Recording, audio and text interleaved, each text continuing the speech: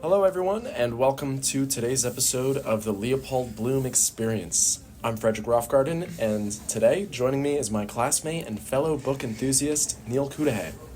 Well, hello there, Frederick. Thanks for having me. Today we're going to be jumping into James Joyce's Ulysses with a focus on one of its more intriguing themes, being national identity. Absolutely. Joyce uses Ulysses to explore the complexities of what it means to belong to a nation, particularly through the character that we're going to be focusing on, and the title of today's podcast, Leopold Bloom, who's caught between his Hungarian Jewish heritage and the predominantly Catholic Irish culture of Dublin. And also, we're going to be unpacking how Joyce critiques strict ideas of nationalism in the book. We're going to be bringing in our own perspectives, what we think of them, how we analyze them, and a little bit of personal experiences as well with Irish and American identity, as we are both have Irish heritage, families reigning from Ireland as well as some other places, but we cling on to Irish identity ourselves. So it's a pretty interesting topic, and we'll get into some familial immigration stories. I think this is going to help connect with Joyce's themes for our own lives and experiences, as well as maybe some of the viewers. Definitely. I think it would be pretty cool to share some of our stories, too. I think we've got some intriguing family history. Well, definitely you do. Definitely you do. I have some, but you've got more. For sure. It's going to be a mix of literary analysis and personal reflection, and I think bringing those two together should make for a pretty intriguing story. Using Ulysses as a lens to better understand how national identity shapes, challenges, and connects us. Well, whether you are a fan of Joyce from the womb, or you're just interested in the way that literature can help reflect our lives, our experiences, I think you're in for a meaningful conversation here and something we can carry on and think about in our future. So before we really get into the nitty-gritty of everything, I'd like to ask you, what is your favorite aspects of Ulysses that you found most intriguing when you were reading it? So, honestly, a little bit outside of national identity, I like Joyce's writing style and the stream of consciousness. I personally think that he is very great at conveying these thoughts and feelings and these interconnectedness kind of perspectives of characters. More specifically, Bloom, you get a lot of inner monologue of Bloom that, particularly if he didn't use his writing style, it might not be so clear and explicit exactly what's going on in the thoughts in his head, and how in certain things he feels ostracized, separated, alienated, if you will. I think that this kind of writing style really helps to bring out this deep thoughts that Bloom experiences, and kind of goes to show exactly how James Joyce outlined and meant to write this book for the reader. I think it's very, let's just say, it's hard to read, but it is better that he uses the stream of consciousness, because I think it helps the reader experience. 100%, yeah. No, I totally agree. Definitely one of the biggest things that stood out to me reading this was his writing style. That's what that's kind of what I caught on and clinged on to the most with this.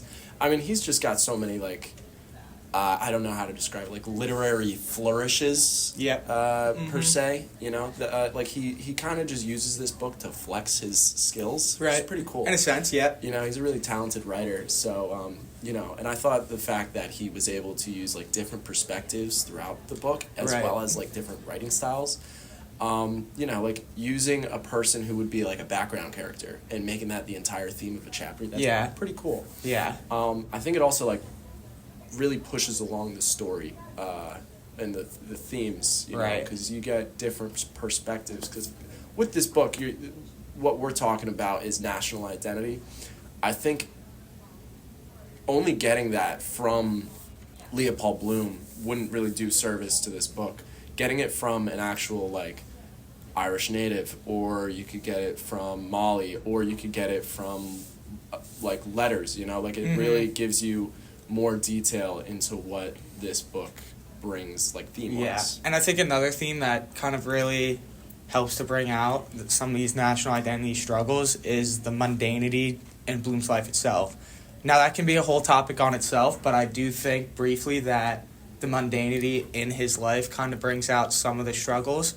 It definitely makes it feel more real. Right, because not everything's good. Not everything or almost nothing goes Bloom's way. I think it just goes out onto the fact of him being an outsider, again, being ostracized, and Bloom's mundanity in his life and these struggles of being an outsider play a much bigger role. Because obviously it's not just Bloom who's outside of the bounds that these nationalists kind of perceive and they want to make their nation about, but I think it stands for a lot more people, maybe even just at the time in this early 20th century Ireland, but of all times, right? Because a lot of people are fitting outside what you would say is the national identity of a country, and I think that just goes to show that Joyce uses this symbolism just through Leopold Bloom to address a much bigger spectrum of people. Yeah, 100%. And you know what? That, like, kind of mundanity, it does go to show, like, what the life was like in early 20th century Ireland. I mean, like, that's when my family came over to America, and we're going to be talking more about that. I'm sure yours as well. Yes, my family came over 5 generations ago, so I'd say around 1840, 1830 maybe. It was my grandfather's grandfather. Yeah. So, yeah, 100%. Some deep roots, but we'll get into that later. Yeah, well, that's really just, it goes to show, how realistic this book goes with its themes. So yeah, I think now we can kind of jump in to some of our deep experts in this field. Like, for example, in this article, International Journal of English Language and Translation Studies, by I really hope to not butcher these names completely because both of these men are from Iran. Bahi Hadai and Samak Shahabi. Nice. Yeah, I mean, I don't think I'm saying this quite right, but sorry, there's 2 men. But let's get into this quote by them that I think is helps to understand our broad theme of national identity. We're going to break it down because it's somewhat long. So, the colonizer attempts to break through the colonized culture, politics, and even literature. Considering it as a literary theory, post-colonial literature is concerned with literature produced in countries once colonized by other countries, especially those of countries which were colonized by European colonial powers, and also the literature written by citizens of colonial countries, about the colonized people as its subject matter. Now, more specifically, they later go on to address this section. James Joyce is a writer who makes the best use of different discourses to discuss the colonial power and its attempt to subjugate the Irish nation. Now, it's a long quote, but I believe it's important because it kind of addresses post-colonial Ireland and the conflict between Britain and Ireland. And within that, you see that anyone who is not in the traditional bounds that this Dublin setting in early 20th century addresses, you see that they're treated as outsiders. And we're going to get into more specific text examples, but this quote, I feel really expresses that the colonized people really try to break through, and to the people in those colonized countries, they feel threatened, which kind of leads to this extreme rigid nationalism that is borderline dangerous. Yeah, no, 100%. If I could cut you off there. Yeah, no. I mean, you can't think of Ireland without thinking of colonization and how that's taken an effect on the country. Their rebellion. Yeah, I mean, the history of Ireland as a whole is just steeped in colonialization and subjugation and then colonialization again and over, and it's a constant vicious cycle. It's caused many conflicts, unfortunately. But you see that a lot within the book, and I found a quote from James Joyce himself. He chose to represent Bloom. He created the character Bloom very intentionally. His quote is, when he was creating Bloom and talking about Ulysses, only a foreigner would do. The Jews were foreigners in Dublin at the time. There was no hostility towards them, but contempt. The contempt that people always show towards the unknown. And I'm sure that in Bloom Ireland, being the unknown. Yeah, Bloom being the unknown. I think that also has to do kind of with the Irish people as a whole, because they've gone through so much and they feel a certain type of way about their national identity that they don't want any more foreigners in their country. So his choice of representing Bloom as who he is was very, very intentional in representing Ireland. You know what? I think that in that quote, it's interesting because he says that there's no hostility towards them. But then in Ulysses, as we get into, let's just say, example, the bar scene, I think there is a lot of hostility that he writes to express the dangers of this nationalism. So although, in this quote he says there's no hostility towards them, I think he writes that there's hostility to really express the true national dynamic at the it's time. Not really it's not like a hostility. It's kind of like making a person feel very unwelcome. It's not like outwardly violent or anything like that. Right. But it's just those subtle remarks that you get. Yeah. It's like they're they're just making people feel uncomfortable in their own country. Right. Well, like in their minds, they would be thinking, "This is not your country, so you should not be here. This is my place." So. And you get a lot of deep anti-Semitic rooted things in this book. Sly comments.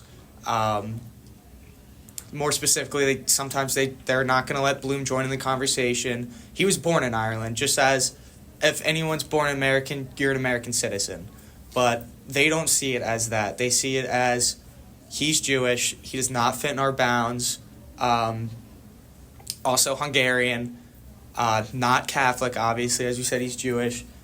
All these certain things go against Bloom in their eyes, and for them he is a danger, the enemy, in a way, and he's not, he's not British. So like what they're trying to fight against and what they're trying to rebel against, specifically, is that colonization that Britain is imposing on them, right? But even though he doesn't fit into that bound, they still see him as an outsider, right? So I think we can start getting into these in-text examples that we would like to. So yeah, let's jump into that. Before we jump back into our discussion, let's take a moment to spotlight a true Dublin institution, the Freeman's Journal. Whether looking for the latest headlines, thoughtful cultural commentary, or a place to share your message with the community, the Freeman's Journal has been the city's trusted source for decades. And not just news, they offer advertising opportunities to help businesses and events reach a wide audience across the city. With affordable rates and a readership that's second to none, there's no better way to get your message out there. Visit their office today and see how they can help you make an impact. All right, so obviously we got to talk about the Cyclops chapter, right? And everything that happens in that. Probably the most predominantly anti-Semitic and xenophobic, I guess you could say, towards outsiders in this book. Yeah, I mean, I was just racking my brain reading that. It was pretty crazy. Yeah. But Joyce really sets the tone, like right off the rip with this book. I think before we go into chapter 12, I think we should address this quote very early on in the book that we found pretty interesting. You want to take it away with this first one that you topped off? Right off the rip, like he he's with this Steven character, you know. He's having a conversation with, I think it was Buck. This was Buck Mulligan? when they were shaving, yeah. Or maybe a little after. But, you know, they're having a conversation about the Jews within the country. Obviously, they're not big fans of them being there, you know, with their whole national identity. But what they're talking about is, Stephen makes a joke. Oh, do you know the only country that has never persecuted the Jews? Do you know that? Mm-hmm. And he says, it's Ireland because they never let them in. Right. Not a direct quote, but that's pretty much the gist of what he's saying, you know, making a joke out of that. Before we get into chapter 12, this kind of addresses it before, I guess in Stephen's kind of joking manner, but now, like, as we move to chapter 12, we see, well, now Jews are in the country, and no one's a fan. None of the Irish nationalists are a fan. Yeah. So now let's dive into it. Well, if I could cut you off really quick. Okay. You know, you can see the one portion of their national identity is the way they talk, their language. Of course. And you can't really have, you know, cultural ethics without speech. That's Right. really what is the cornerstone of cultural identity. Yep. And obviously, in a joking manner, you know, they're making jokes to each other about the Jews. So that is a large portion of their national identity, is speech. Is their discourse. Yeah, and then you can totally see that in Cyclops, like what you were saying. Exactly. So let's dive into Cyclops now. Let's start with this quote on page 341. Mean, bloody scut, stand us a drink itself, devil a sweet fear, there's a Jew for you. All for number one, cute as a shithouse rat, 100 to 5. Now, this quote is from Bloom turning down a drink. He Right. turns down a Something drink, as and simple this as is that. what sets them off. Right. Something as simple as that. They're looking for issues with Bloom, and it's as simple as turning down a drink. They are immediately associating that with him being And now, a Jew. some of the national identity of Ireland is obviously heavy drinking, right? That's a cornerstone. Going to the pub, having drinks, this discourse. Now, It's an institution. it's essentially an institution. Now, something as simple as Bloom turning down a drink leads to this xenophobia, this anti-Semitic statement. It only makes you wonder, well, when other problems arise, or what happens when Bloom does something necessarily not as simple as denying a drink. You know, do you know what I'm getting at? Like, Yeah. It's essentially like, well, he only denied a drink, and now they're coming at him, you know, there's a Jew for you, all number one, cute as a shithouse rat. Pretty harsh language for someone just turning down a drink. Of course. And it gets 10 times worse throughout the chapter. Shortly after, they're immediately talking about, you know, the Jews being responsible for the killing of Jesus Christ. You know, and this is an Irish Catholic predominant country, you know, so they obviously feel very strongly about what the Jews did to Jesus, yes. But, of course, now Bloom retorts that, and he's talking about how everyone during that time was Jewish, or majority of that area was Jewish. Jesus was a Jew, everyone else was a Jew, and all Christians, well, not all Christians, but majority of Christians in that area that turned to Christianity, they were Jewish. So this kind of, you know, they're grasping at straws here. Right. So, this next quote also in Cyclops, that's the new Messiah for Ireland, says the citizen, island of saints and sages. Now, the citizen in the Cyclops chapter is very resentful of Bloom. He clings on to the pure Irish identity, very exclusionary to anyone outside like Bloom, and just as in the sense that Bloom is representing a larger scale of people who are outsiders. The Citizen is representing a larger scale of these pure Irish identifying people, right? So, born in Ireland, Catholic, they're fitting these Puritan bounds.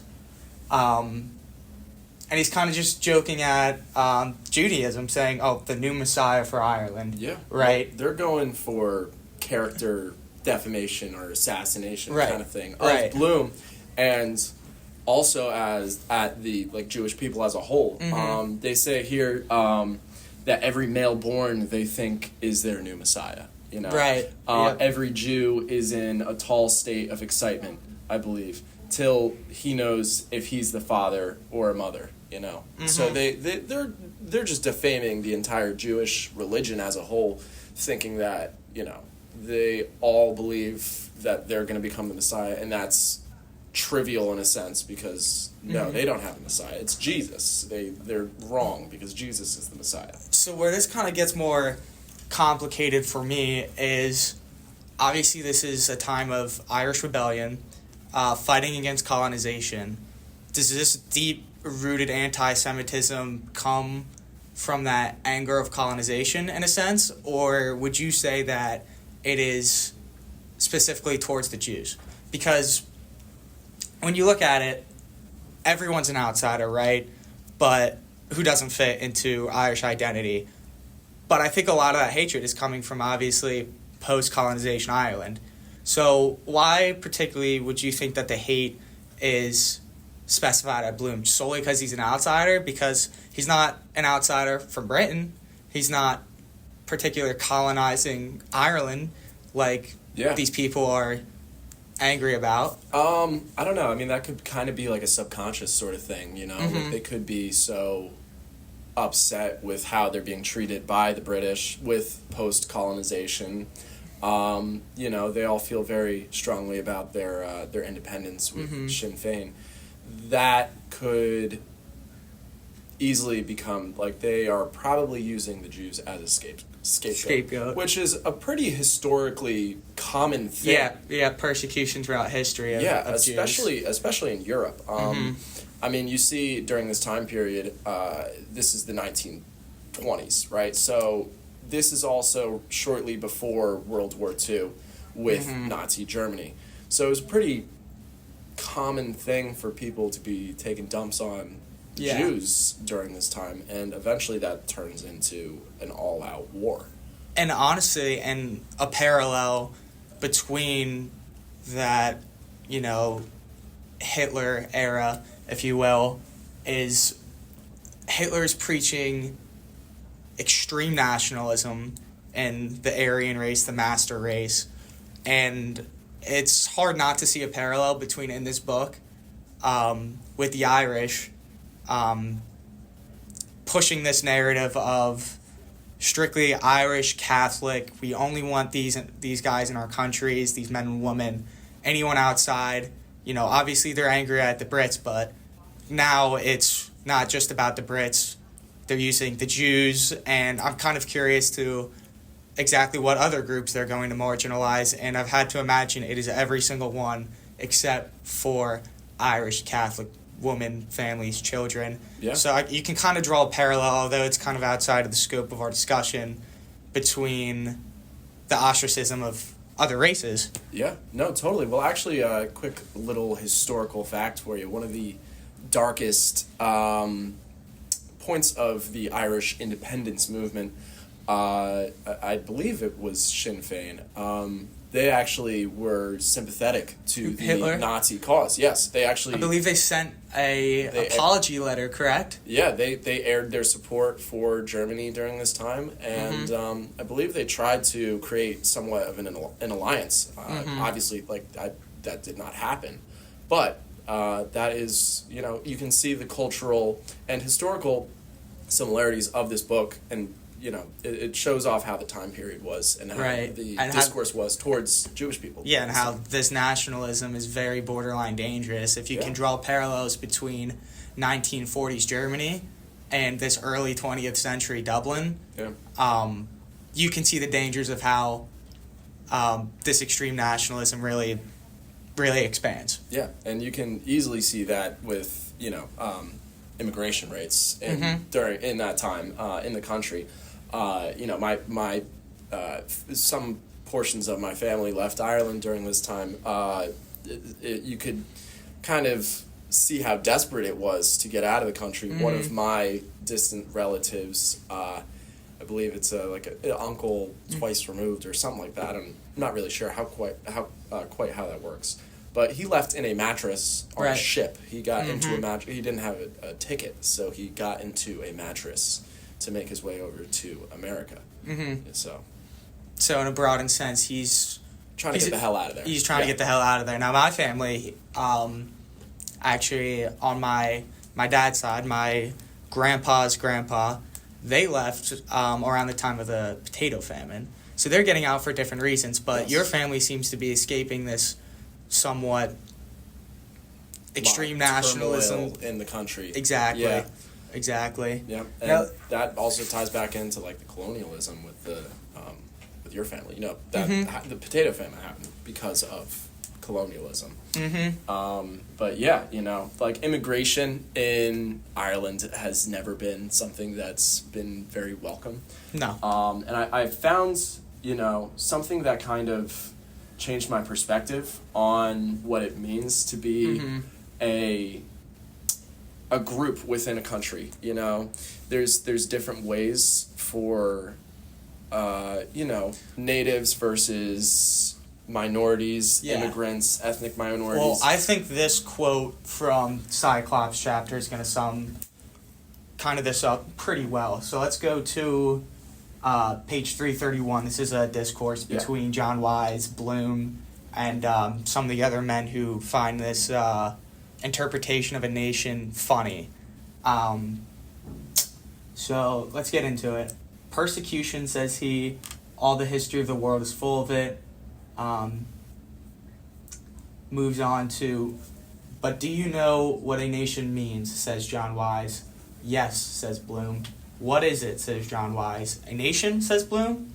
A nation is the same people living in the same place. By God, then, says Ned, laughing. If that's so, I'm a nation, for I'm living in the same place for the past 5 years. So, of course, everyone had a laugh at Bloom, and says he, trying to muck out of it. Or also living in different places. That covers my case, says Joe. What is your nation, if I may ask, says the citizen. Ireland, says Bloom. I was born here in Ireland. So that's on 331 of the Cyclops chapter. Yeah, no, that actually, I found something online, a really good article. This article called National Identity and the Other, and I'm going to butcher this name very badly. Sorry in advance. Anna Triandafilido. Yes. Good attempt. Yes. So, she kind of outlines what it means to be within a country and the different groups that are in a country. So, there's, of course, internal and external, internal being within the country and external that could be right next to the country. So, internal is going to relate to that Dublin Catholic Irish identity. Yes. Okay. So we're going to be, focusing on the internal because that's really what we're talking about here. There's people that are within a country. These are the ethnic, religious, cultural, territorial dominant groups. That would be the Irish Catholics, right? Mm-hmm. They've maintained political, cultural control over the country for so long. So they have this feeling of national identity. The reason why they feel so strongly about the Jews in Ireland is because of the threat to their upheld traditions, ideas, symbols, and patterns of behavior. And of course, communication, as I was talking about before, because you can't have this shared sense of identity without communication. So when a new group comes in, like an ethnic minority or an immigrant community comes in and they hold different ideas, that in their minds poses a threat to them. So they immediately are hostile towards these groups because they've had these traditions and such for so long, and they want to continue that. But they're not so open to having, the Jews coming in specifically with the difference in religion. Like that's one of the main things that they are opposed to. They were calling Bloom Jesus killer, right, and they're mocking him for being the Messiah of Ireland, right, And I mean, not to cut you off here, but for me, this quote, I'm just going to say her first name, Anna. I'm not even going to get into that last name. I already butchered 2 names in my quote. So this kind of clears things up in the sense, earlier in the podcast, I was asking you about, do you think this hatred is stemming from this post-colonization of Ireland by Britain? And this quote kind of clears the air as in a sense that maybe it can be coming from that, but internally it can be anything and anyone that poses a threat to the Irish identity. So you see Bloom, he's born in Ireland. He tries to claim that Irish identity. They're not buying it. He's Jewish, born in Hungary, sorry. But in a sense, like, you can see that it's not only because of the post-colonization of Ireland by Britain, it's simply because he is, to their eyes, an outsider from Hungary, Jewish, different religion, and they don't like the fact that he was born in Ireland and tries to claim this Irish. So you can see that this quote kind of is clearing up, for me at least, where some of his hatred towards Bloom comes from, because for me, in a sense, before this book, or before this reading and this quote, it didn't really make sense to me why Bloom was receiving so much of this hate on national identity, because for me, from my experiences, if you're born in America, you're an American. Of course, everyone has their cultural past, their heritage, but as us, Irish ancestry, very heavy. I know we both have some different things. Like, I'm some Native American in me, but I cling to being an American. I'm an American first, and because I was born here. But at this time, in the earliest 20th century, Bloom was born in Ireland, yet he is an outsider. Yeah, well, actually, that's a pretty good point. I'll ask you a question. Mm-hmm.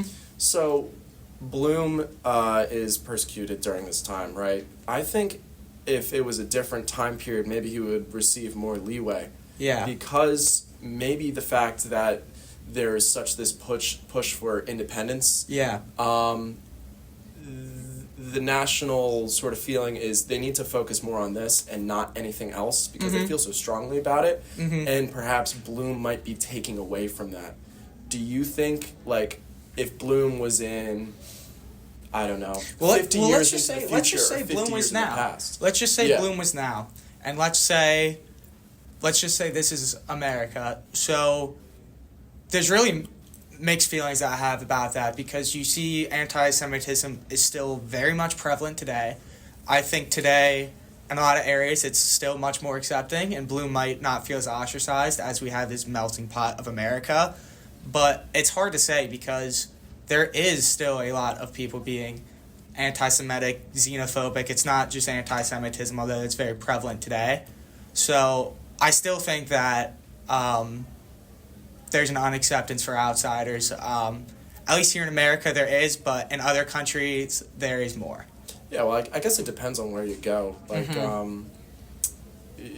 don't know. I don't want to get into, like, semantics here, but, like, let's say Ireland and America, I think that in the modern day, Jewish people would be much more accepted. If Bloom was in the modern day, I mean, everyone seems to be much more accepted now than in the past historically. Like, if you go past 50 years ago, you've got racial tensions in America, you've got religious tensions in America. That's completely flip-sided, and that's something we haven't seen too commonly in history. Like, right. This is a pretty new idea that's been accepted globally. Right. And I mean, personally, my dad goes to Ireland quite often. I still cannot wait to go over there. Beautiful country. But when he goes over there now, he's Catholic and he's of Irish descent, but first and foremost, he is also American. When he goes over there, he says the love he receives for being American is extraordinary. That I think that goes along to prove how acceptance is changing. Yeah. Especially between countries, too. Especially between countries, yeah. I think, like, the national identity of today is not as prevalent anymore. You know, you've got the proud to be an American fellas, but I don't think that's such a point where it would cause contention with anyone else. I think, like, people of today are much more accepting from all around the world in general. So, all right, so let's kind of wrap up this episode and tie our thoughts together through the majority of this podcast to really get out of meaning what we're trying to get out of this. So Fred, you wanna start here? Yeah. So obviously we've talked a lot about national identity, and not just in Ulysses, but also in Europe and America throughout different time periods. Obviously, every single country has a national identity. Some work better than others, if you want to say they work or don't work.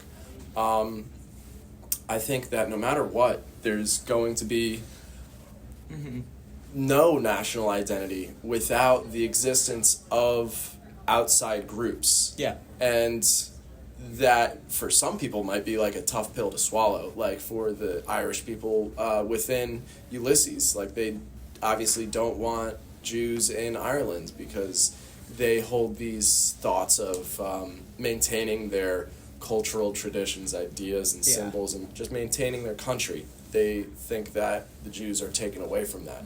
But without the existence of Jewish people and other outside groups within a country to kind of, change, like, meld the two ideas or the two cultures together, there wouldn't be a successful national identity.